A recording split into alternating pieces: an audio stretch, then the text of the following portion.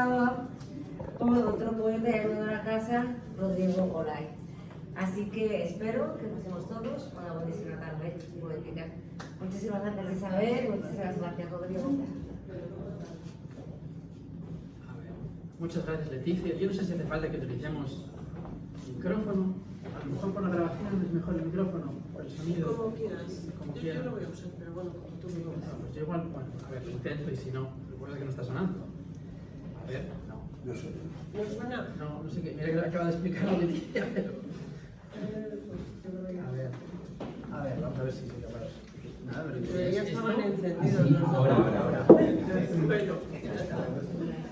Buenas tardes, muchas gracias Isabel, y hasta ya conseguimos. Bueno, como acaba de decirnos Leticia, hoy en realidad, como también me comentaba ayer Isabel Marina, la tertulia empieza en Matadero. Así que, bueno, estamos aquí en familia, nos conocemos todos, vamos a presentar un libro de una contertulia que lleva el prólogo de otro contertulio, un prólogo estupendo, luego me referiré a él, Ángel Alonso, su autor. Debería ser él quien te presentara, francamente, porque ya dice lo que hay que decir en esas páginas. Pero ahora lo diré de ello. Bien, Isabel Marina, todos la conocemos, nacida en Avilés, nos trae este, que es su cuarto libro, donde siempre es de día. Es el tercero que publica en esta editorial. El primero apareció en 2016, o sea que es una poeta relativamente tardía, pero que desde entonces ha ido publicando con mucha regularidad.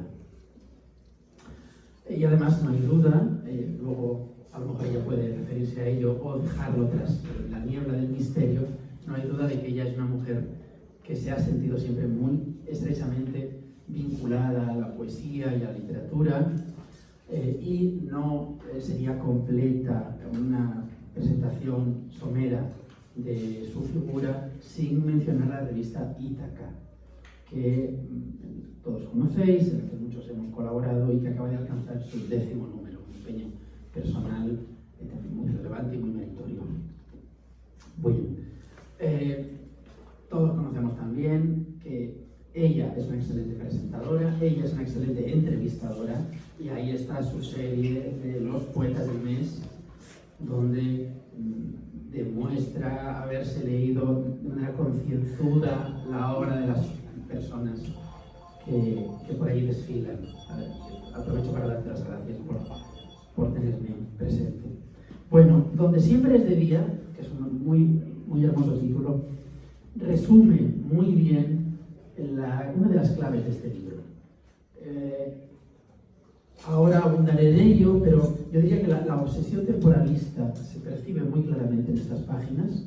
Hay una constante repetición de la idea de que, voy a decirlo con sus propias palabras, todo está pasando y yéndose a la vez. ¿No? Es lo que nos decía Quevedo, presente, sucesiones de difunto. Incluso el momento del placer está muriendo a la vez que sucede. Y la poesía se erige en arma que trata de perpetuar esos momentos que por definición se pierden. Por lo tanto, la poesía busca llegar a donde siempre es de día, ¿no? Donde la noche no alcanza, donde la felicidad no se pierde, en fin, donde el tiempo no acaba de transcurrir del todo. A mí es un título que me recuerda ya esta su construcción al Donde muere la muerte de Francisco Brines, y eso se ve también en el último poema del libro, donde nunca llega la muerte, que es la misma idea, ¿no? Expresada de manera además muy próxima. En el prólogo de Ángel Alonso se enumeran una serie de ideas que creo que dan cuenta de manera muy cumplida de lo que podemos encontrar en este libro.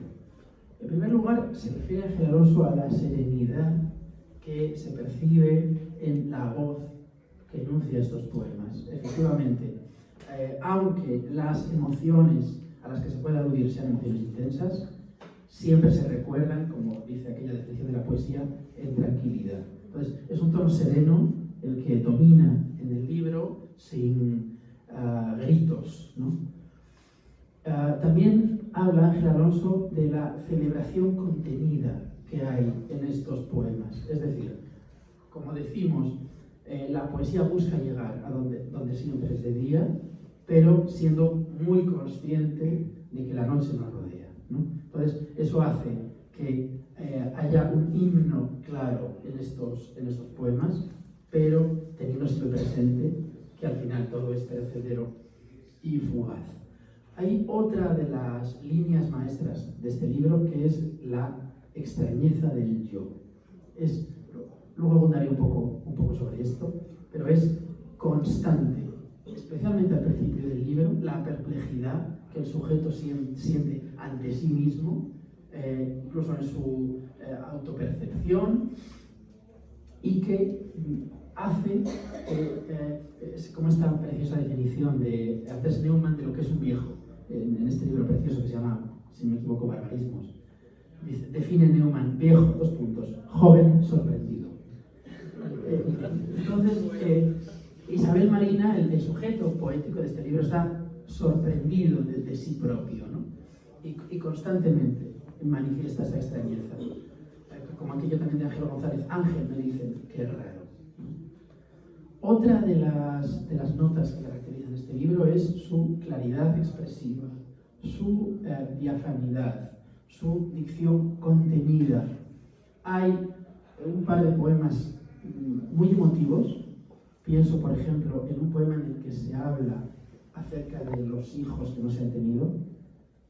Podría ser un poema, es un poema doliente, pero enunciado, como muchas otras veces en el libro, con una muy conseguida sobriedad. Ya decíamos antes que el libro no levanta la voz, pero eso no le impide, desde luego, hablar de las cosas más importantes.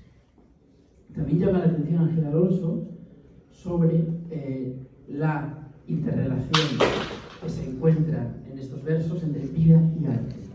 Es constante, él ensaya un catálogo, yo diría que exhaustivo, es constante la aparición de ingredientes musicales, de nombres de músicos, de nombres de pintores, de elementos artísticos, y también recuerda Ángel Alonso de ciudades, de viajes familiares. Hay un momento en el que se recuerda el Nápoles de mis 30 años, un momento en el que está a punto de amanecer en Venecia, también a tus 30 años. Y eso también da un tono muy particular al libro. De hecho, hay un momento, hablo de memoria, pero creo que es en la última sección, en la que se suceden 6, 7, 8 poemas seguidos, todos acerca del tema de la música, de lo importante que es la música para ti. Luego te haré una pregunta sobre esto. Y luego hay un también manifiesto afán de trascendencia que se ve en estos poemas. Hay una vocación de reflexión trascendente, que a veces incluso llega a emparentar con la reflexión religiosa, lo que pasa es que de manera muy tenue, muy poco explícita, pero que también ahí está para quien la sepa encontrar. El libro es un libro bastante extenso, luego también haré una pregunta acerca de esto. Si no he contado mal, son 112 poemas. Se divide en cuatro partes. En realidad podrían ser casi 4 pequeños libros, aunque los poemas, creo que ya lo he dicho, son más bien breves. Yo creo que ningún poema, o prácticamente ningún poema, tiene más de 2 páginas. Ahora bien, aunque ella me decía que la construcción de los libros es bastante intuitiva, hay una cosa que llama la atención, que es que el último poema de las 3 primeras partes es un poema en prosa, en los 3 casos. Es decir, que hay una voluntad constructiva clara, lo que también se ve en el número de poemas por sección, que es muy armónico. Y ahora voy a llamar la atención sobre los 4 pilares fundamentales de este libro, algunos los he adelantado, y quisiera hacerlo recordando versos, ¿no?, que dan la medida muy claramente de las obsesiones constantes en este libro. Por eso también te lo preguntaré después, aunque haya pequeñas coloraturas predominantes, yo diría que las 4 secciones son bastante parecidas entre sí, ¿no?, porque los temas fundamentales aparecen y reaparecen a lo largo de todo el libro. El primer asunto fundamental es lo que hemos llamado el abismo de la identidad. Entonces ella, por ejemplo, dice literalmente, soy yo mi misterio. O nos recuerda que solo conozco una forma de entrar en mí, escribir el poema. O cuando nos dice que está recluida en mí. O cuando comienza un poema con el siguiente verso, que es en mendecasílabo además, no llegaré a saber de qué estoy hecha. O qué lento el escrutinio de los miles de pasos que quedan para llegar a mí. Bueno, no insisto, pero es constante. ¿Quién es el que habita mi cuerpo? ¿Quién mira a través de mis ojos? Etcétera. El segundo pilar del libro es también una clara tendencia metapoética, porque la poesía se entiende como medio de conocimiento o de autoconocimiento.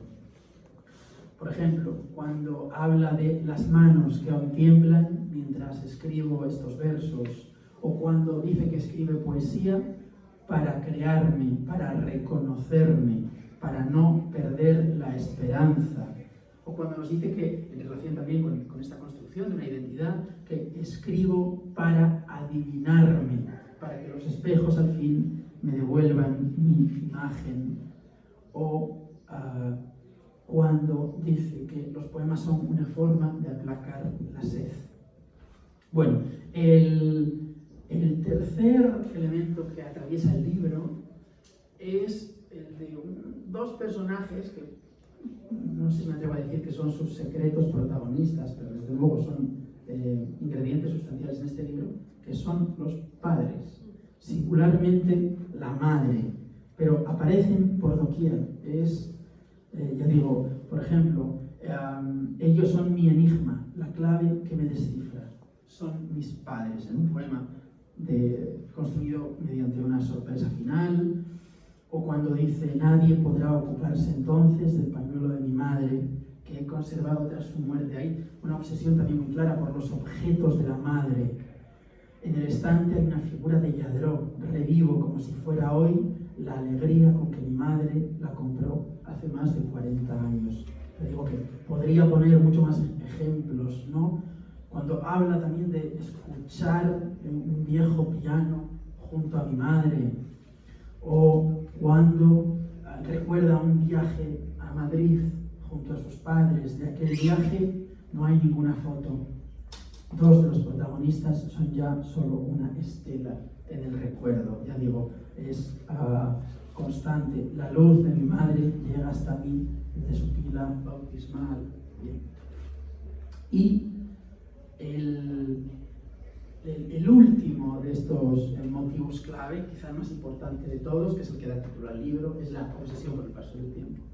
Antes he recordado la obsesión por este verso, todo está pasando y yéndose a la vez, pero son por doquier. Lo que existió desaparece y hasta la memoria duda. La verdad se convierte en mentira inexorablemente. Todo nos engaña.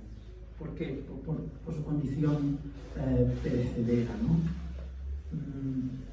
O esta idea que dice estar siempre viajando aunque quieras quedarte, porque todo desaparece, por lo tanto el tiempo nos lleva a su través.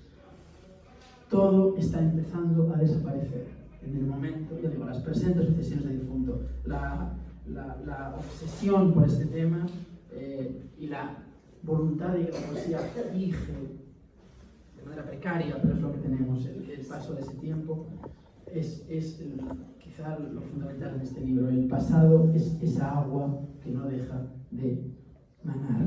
Bueno, y no quisiera dejar de llamar la atención, ella misma me lo acaba de decir, que ella generalmente tiende a que en la parte final de los poemas, y estoy terminando, se agavillen una serie de textos, digamos, más optimistas, más positivos. En este libro hay también un cancionero amoroso que aparece efectivamente en los últimos compases del libro. Hay una celebración del amor, que estábamos juntos antes del principio y que no existe el fin, ¿no? Y como digo, y con esto quiero terminar,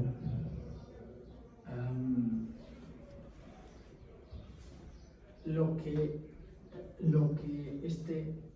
este libro quiere es precisamente recuperar la luz perdida, ¿no? Aunque ella sabe que sobre lo que no existe basamos nuestra vida, ¿no? Lo que no se ve, los recuerdos, lo que se está perdiendo constantemente, quiero leer un poema en la luz perdida, y con este poema finalizo mi presentación, ¿no?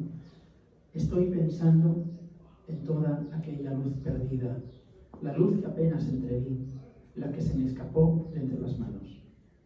La blancura de la sinagoga en Toledo, la piscina de un parador un mes de agosto, el crepúsculo del día de mi boda, los matices de la plegaria que rezo bajo la sombra de estos árboles. La luz que fue solo una quimera, una forma de desasirme de la nada. Pues eso busca este libro, ¿no? Eso busca la poesía, desasirnos de la nada. Así que aquí lo tenemos.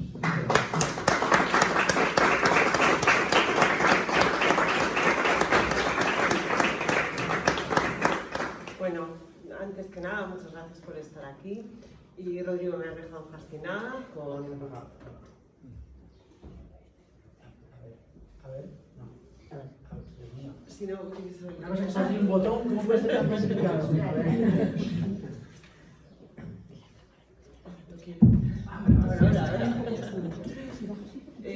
Pues bueno, me ha encantado todo lo que has dicho, porque has llegado al meollo de... Bueno, pues has sacado lo esencial del libro y... Eso. Me ha gustado muchísimo. Y bueno, lo que puedo hacer es leeros algún poema. Sí que es verdad que para mí la poesía, bueno, es un hábito, es casi un vicio, es una forma de autoconocimiento, una forma de conocer el mundo. Y a partir de ahí, muchas más cosas. Este poema dice: si pudiera volver a empezar a abrir las cajas de mi vida, lo haría muy despacio, sabiendo que todo ha sido como una humareda que se esparce y esos árboles desnudos en el viejo balneario. Si pudiera volver a empezar, situarme, por ejemplo, junto a la noria de mi infancia o en los prados que devoró la ampliación de la ciudad, tal vez procuraría lanzar bien lejos esas piedras, estar atenta a la sordina de esa música mar adentro entre mis huesos. Procuraría convencerme de que solo se vive una vez, de que nada de lo que pueda perder es peor que perderme a mí misma.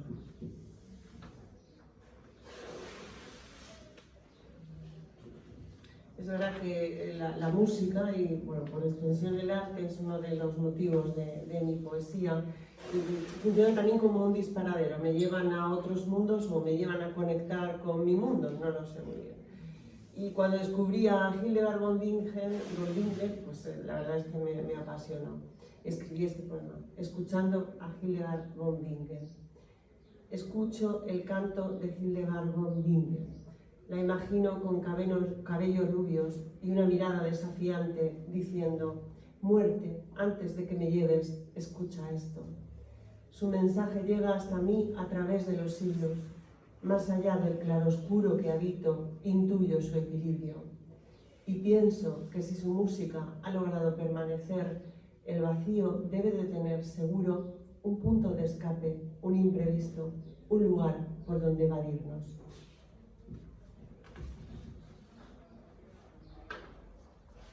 Es verdad que, bueno, la presencia de las personas que ya no están, los padres, que siempre dejan una huella enorme en nosotros, es importante. Y yo recordé aquel viaje que hice con 14 años con mis padres en este poema.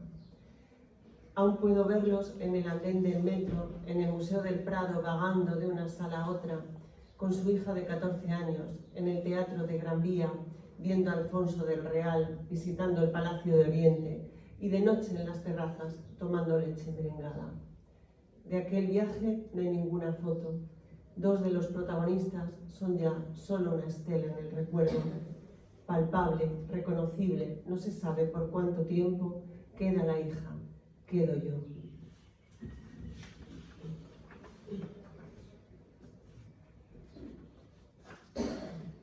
Y bueno, encuentro poesía en todos los sitios, esto es casi una enfermedad y por eso escribí. Todo puede ser objeto de un poema. Al fin y al cabo comprendo que todo puede ser objeto de un poema. Consuela extraer pequeños milagros como pozos de agua en medio del desierto, convirtiendo un hecho, un objeto, una idea, en una flor que se recoge como lo más delicado del mundo, como lo más inservible del mundo, en un pequeño poema cuyo aroma nos permita permanecer a flote entre las olas del mar helado.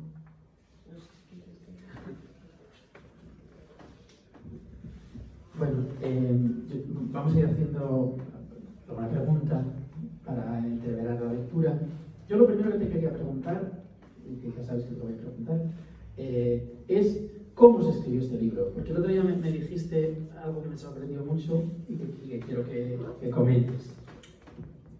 Pues yo tengo el hábito de la escritura, aunque sea como un simple ejercicio. Me despierto muy temprano y antes de las obligaciones casi es lo primero que hago, leer y escribir. Entonces, este libro contiene lo que yo he escrito durante 3 años, no, el 5% de lo que yo he escrito durante 3 años. Mucho de lo que escribo es un ejercicio, luego no me sirve o me sirve algún verso. Pero ha salido de esto, de esta rutina de escribir, de este hábito de escribir. Sí, antes me decías que escribes como un par de poemas por día. Sí. Y luego llega el momento de enfrentarse ante toda esa masa textual inmensa. Inmensa. Bueno, en fin, unas cuantas son sencillas. O sea, hablamos de 700 poemas al año. 3 años, esos son 2000 poemas. Y nos quedamos con 100, que yo decía, es un libro amplio, hombre, así visto, es un libro realmente, vamos, esquelético, ¿no?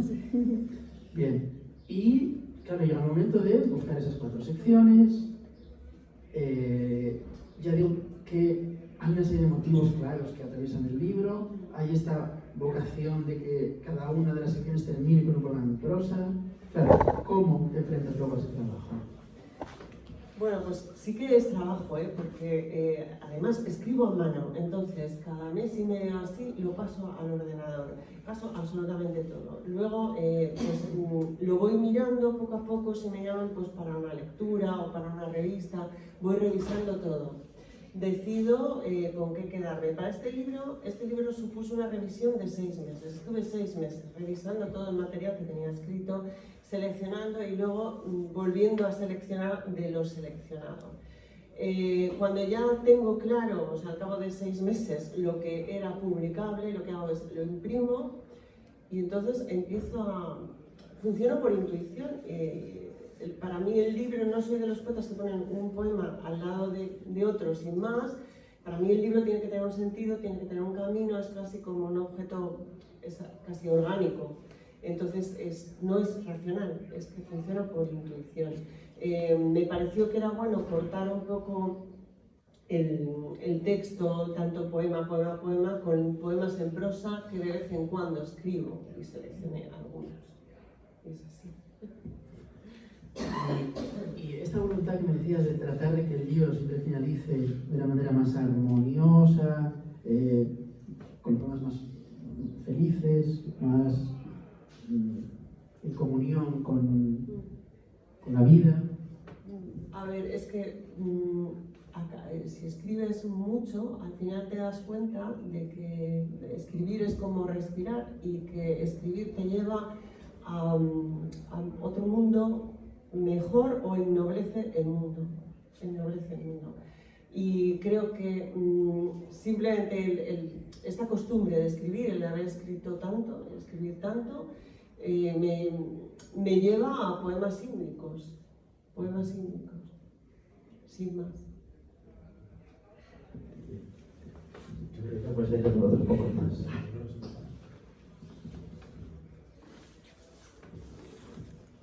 Los pasos del perro. Tierra de nadie, he ahí nuestros dominios. Es como asirse a una cuerda que parece dura y eterna y sin embargo es frágil. Un día se romperá, aunque no lo creamos, y todo lo que hoy vemos será solo un recuerdo. Por eso, ahora que aún no ha clareado el día, me centro en escuchar los pasos de mi perro recorriendo el pasillo. Sé que este sonido resonará en mis oídos en el futuro. Sé que lo echaré de menos, que ninguna melodía de Brahms, Vivaldi o Chopin podrá alcanzar jamás su belleza en mi memoria. Y hay un poema que no lo he impreso.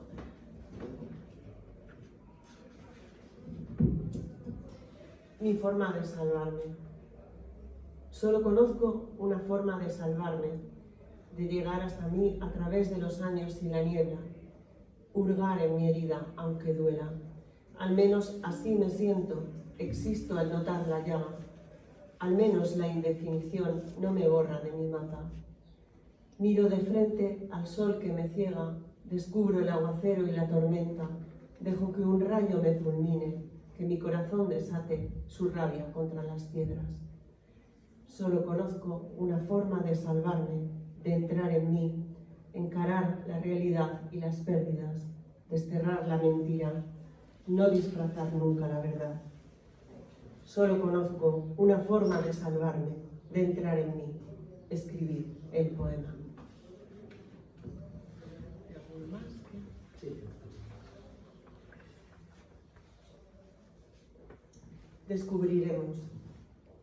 Descubriremos que todo fue más hermoso de lo que pensábamos mientras ocurría, adornado por el resplandor de lo que está llamado a desaparecer, como un diamante efímero.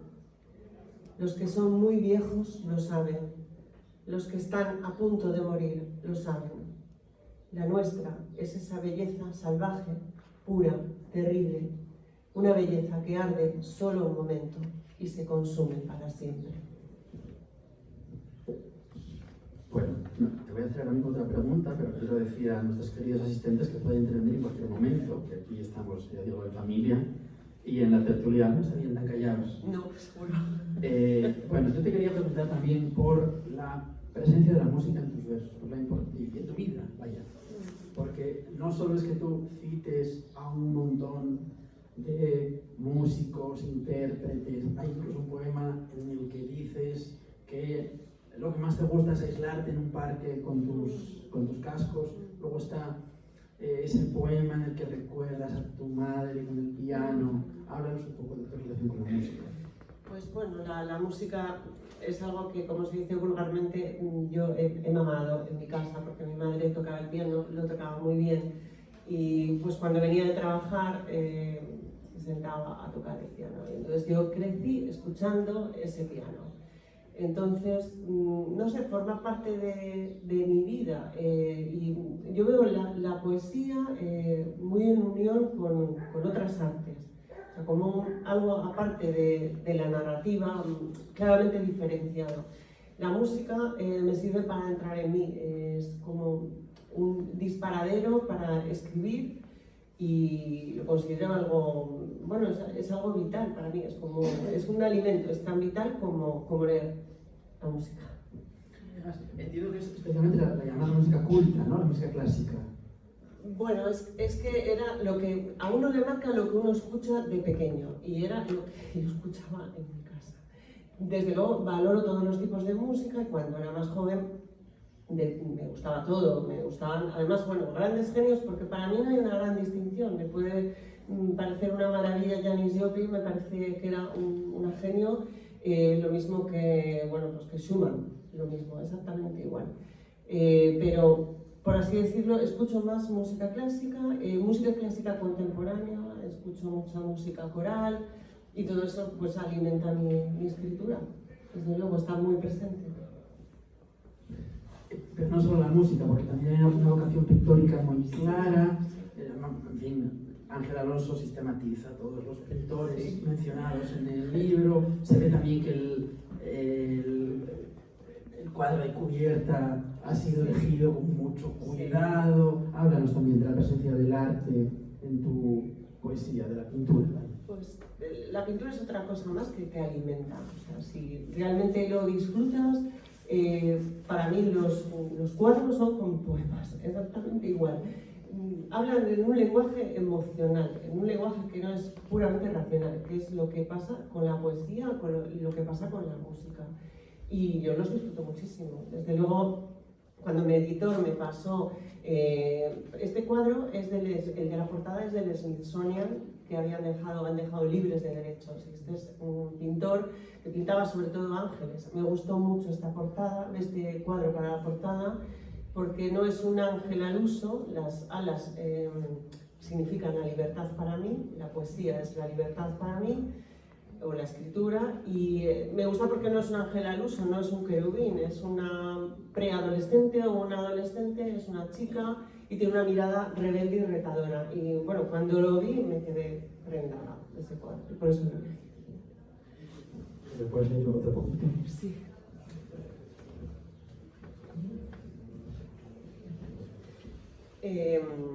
Con las palabras. Los náufragos arriban a un territorio desconocido que será tu reflejo y después tu memoria. Con las palabras creas un mapa de afecto, un lugar concurrido, una plaza con alma. Con las palabras ya no estás tan solo.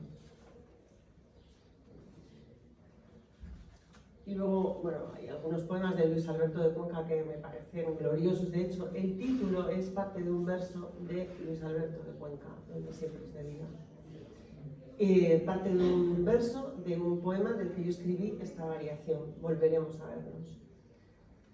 Volveremos a vernos donde siempre es de día, y los precipicios no son ni siquiera un recuerdo. Volveremos a vernos donde la luz vence al oscuro, y los errores y el daño no han existido nunca.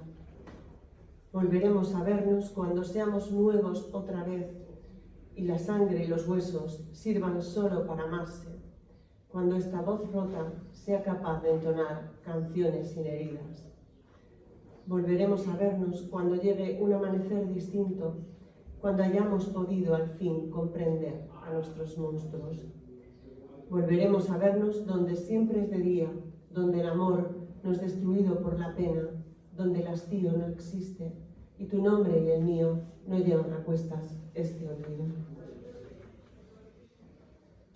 Y bueno, este poema también está inspirado en un pequeño poema de Luis Alberto de Cuenca que me parece una absoluta delicia. El poema de él se titula El ático y este poema dice: siempre habrá un ático. Siempre habrá un ático donde escuchar cierta música bajo una luz indirecta. Siempre habrá un lugar donde refugiarse a pesar de envejecer. Todo desaparece, pero está intacto en nuestro interior. El ocaso crea una luz que deslumbra con su belleza. Todo muere fuera, pero dentro de nosotros renace, florece en la memoria. Recordar lo que ya no existe a la luz de ese ático crea consolación. Sí, fue muy bonito esto de Luis Alberto. Acaba algo así como ya lo recordarás, ya lo recordaremos. Sí. Bueno, yo te quería preguntar también por la revista Ítaca, por este empeño ya sostenido, en el último número, un número especial, apreciando la gran entrevista con Eros Rosillo, que algunos de los presentes aprovecho para criticar un poco. Bueno, háblanos de cómo surge la idea, cómo se lleva adelante el trabajo de la revista. Cuéntanos un poco. Bueno, simplemente en el 2019 yo pensé que estaría bien, puesto que la poesía tiene una serie de beneficios terapéuticos, leerla y escribirla, aparte de los culturales que ya se dan por hechos, ¿no? Entonces pensé que estaría bien tratar de difundir poesía en una publicación que no fuera solamente para poetas.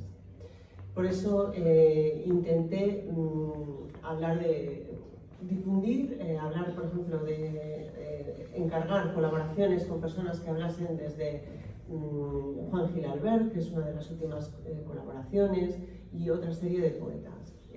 También se publica una galería de poemas inéditos de poetas actuales, reseñas de libros y bueno, procuro entrevistar, no en todos los números, pero bueno, en bastantes números, entrevisto a grandes poetas cuya obra se define por no solo tener una alta calidad literaria, sino ser consoladora, ser positiva y ser consoladora. Por eso elegí a Eloy Sánchez Rosillo y tuve la enorme suerte de que me concediera la entrevista.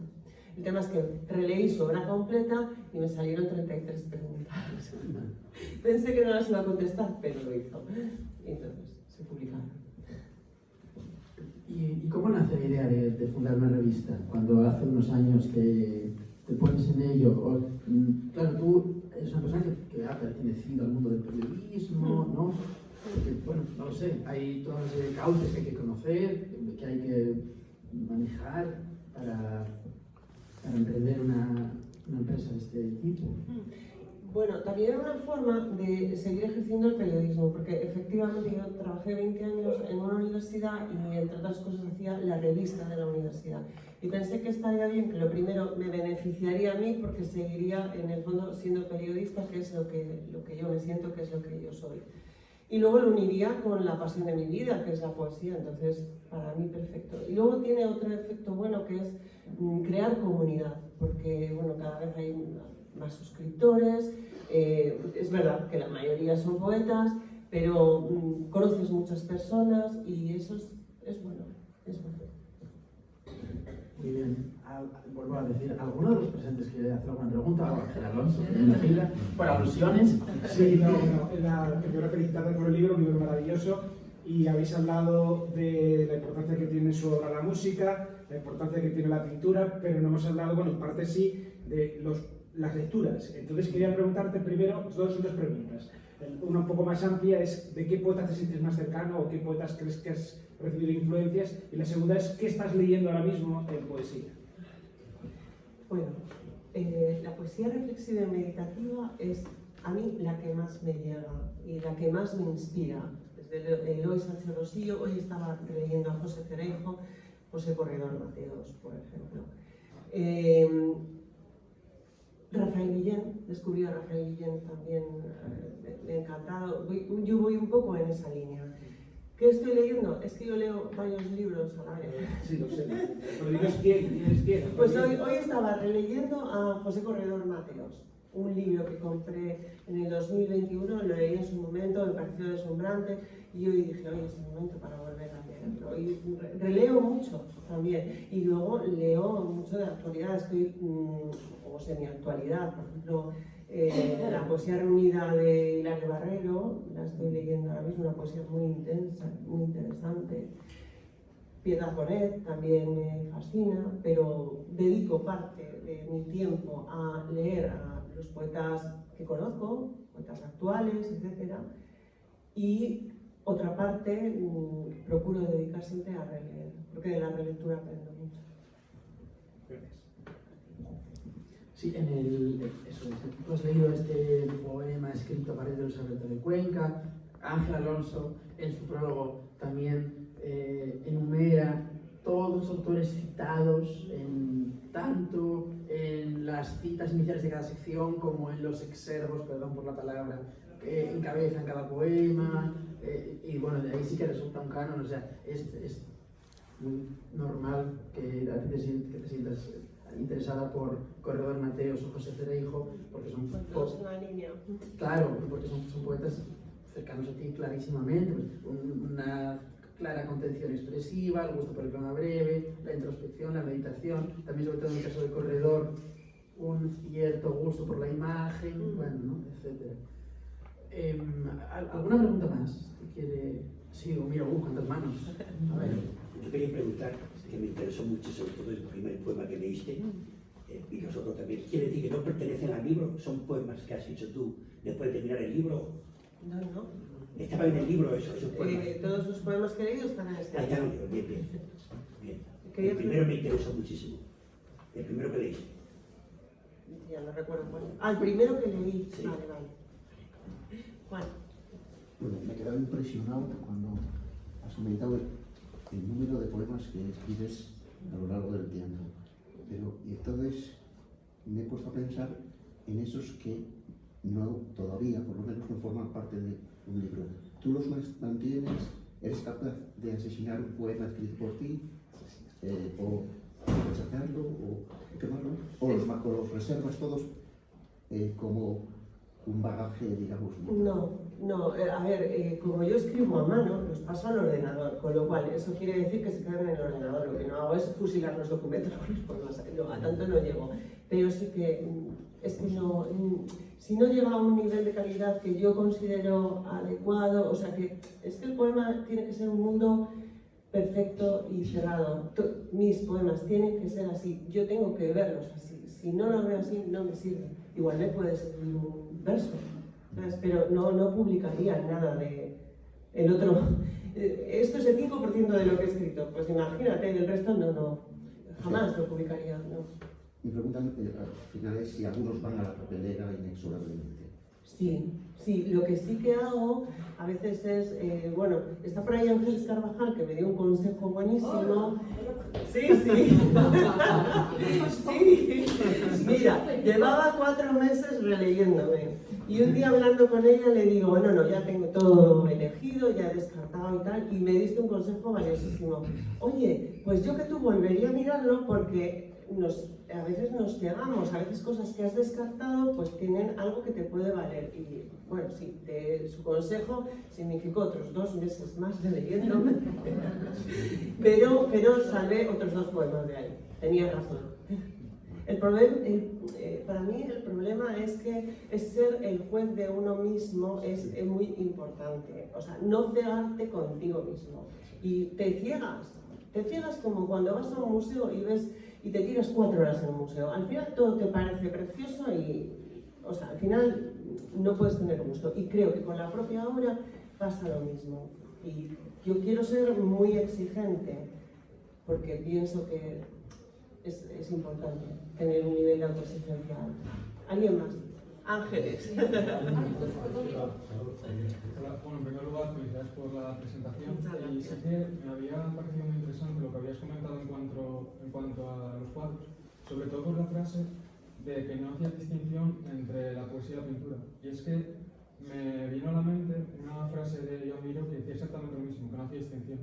Yo me preguntaba si tenías influencia de él o de pintores que a lo mejor no dicen esa frase literal, pero lo notas en su arte. Sí, los surrealistas a mí me han influido mucho. Ahora, por ejemplo, estoy leyendo una obra que en todas las obras de Tanguy que me apasiona, me encanta.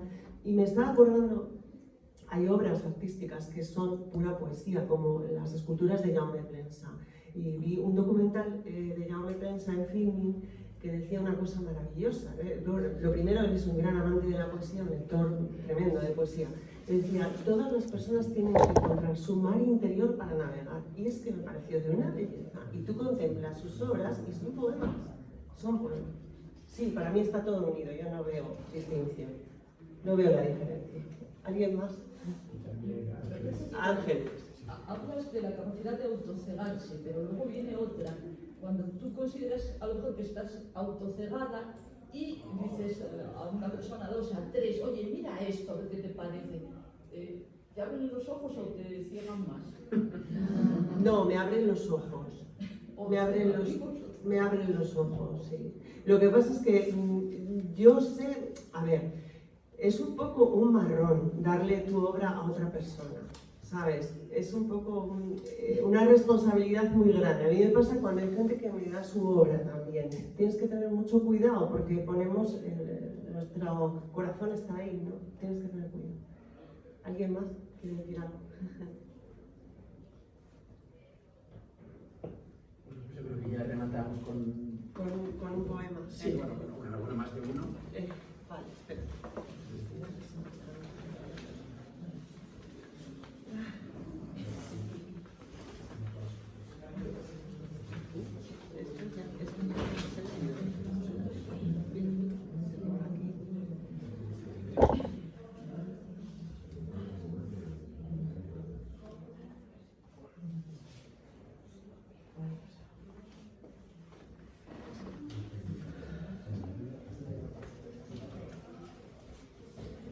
Bueno, yo nunca escribo poemas de amor, pero este es un poema y dice así: no existe el fin.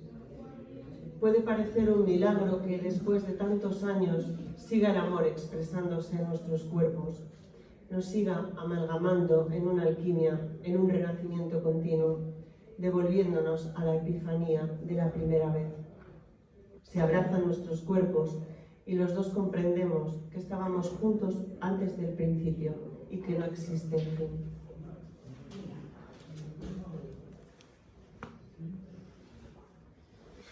Escribo bastante sobre la muerte, y no en un sentido negativo, sino como pues un misterio que tenemos ahí, que todos llegaremos, queramos o no. Y bueno, pues a veces hay alguna obra de un pintor polaco que pinta la muerte como algo celebratorio, como una liberación de las ataduras que tenemos en la vida. Yo no sé si llego a tanto, pero por ejemplo este poema es celebratorio y es sobre la muerte. La mesa del reencuentro. Vivimos en una zona intermedia, con el hábito de la sordina, en los márgenes de un sueño donde nadie nos escucha. Somos un pequeño galápago que avanza en secreto. La tierra que tocamos es un horizonte baldío. Pero bajo este suelo y esta luz claman los héroes sin venganza, suenan músicas desconocidas, arden palabras no pronunciadas. Existe otro mundo donde los muertos no necesitan llamar a la puerta. La mesa del reencuentro está preparada en algún lugar lejano.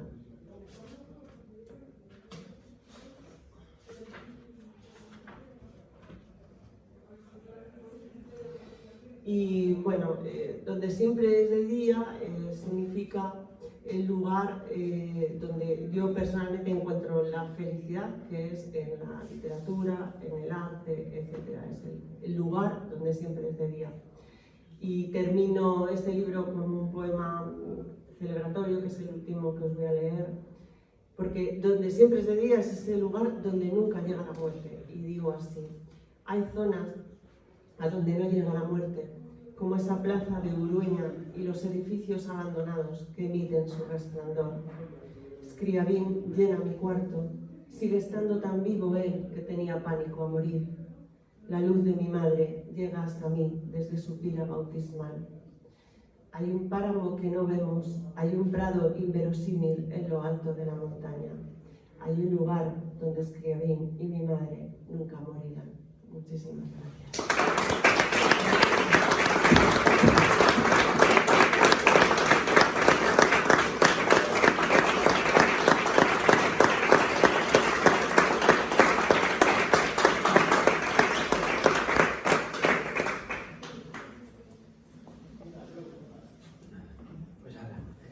Sí.